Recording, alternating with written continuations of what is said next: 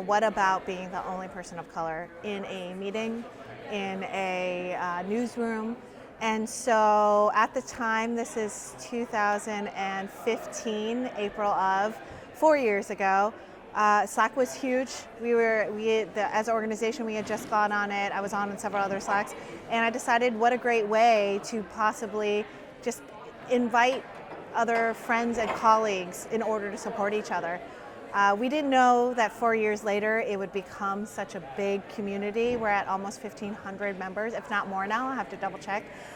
But it really, the fact that it's grown to its current size means that we really tapped in on a need that the community was looking for, and that we really tapped into something that folks were hungry for. Erin Williams and Julia Chan had been talking about it already, and I remember when the Slack group was like 3 people or something like that. And I think, if I'm not remembering this incorrectly, Erin literally sent me a message and was like, Cece, you should join this JOC Slack, and then you should just invite as many people as you think should be in it.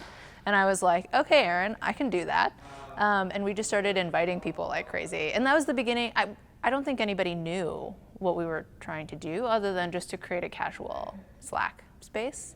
It was not like, let's make this big organization or this huge membership, right? But just like invite the JOCs you know. Yeah, I think that was the very beginning.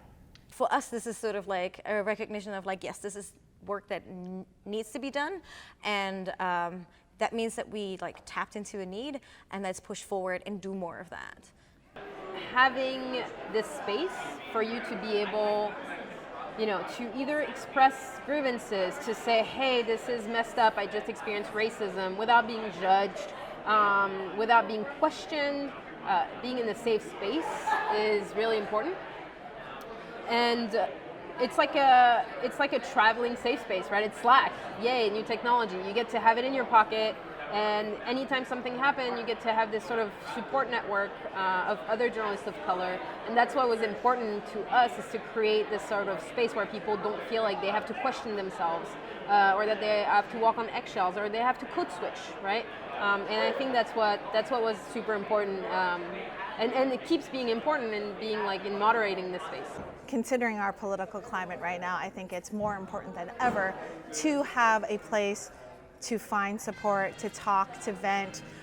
Some of the news that we are hearing and having to cover is devastating emotionally. Some of our own family members are being affected, and I think being able to have space and time and a support network to commiserate and work some of these things out with has been really essential and crucial to the community.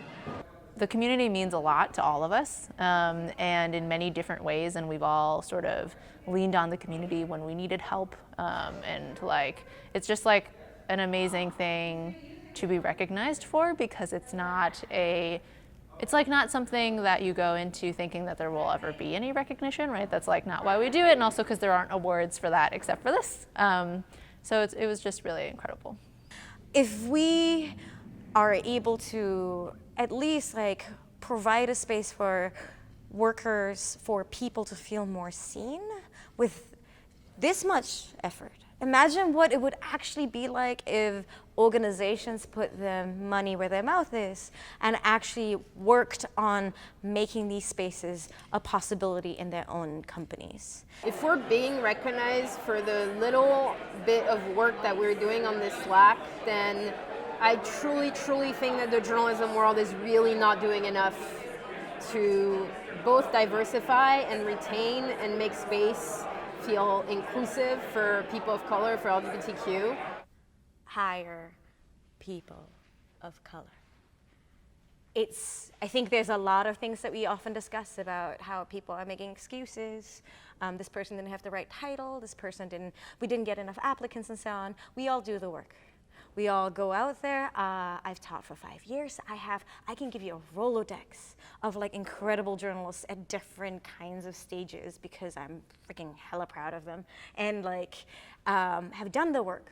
Like, hire people of color, empower them, and let them have bylines. That's all.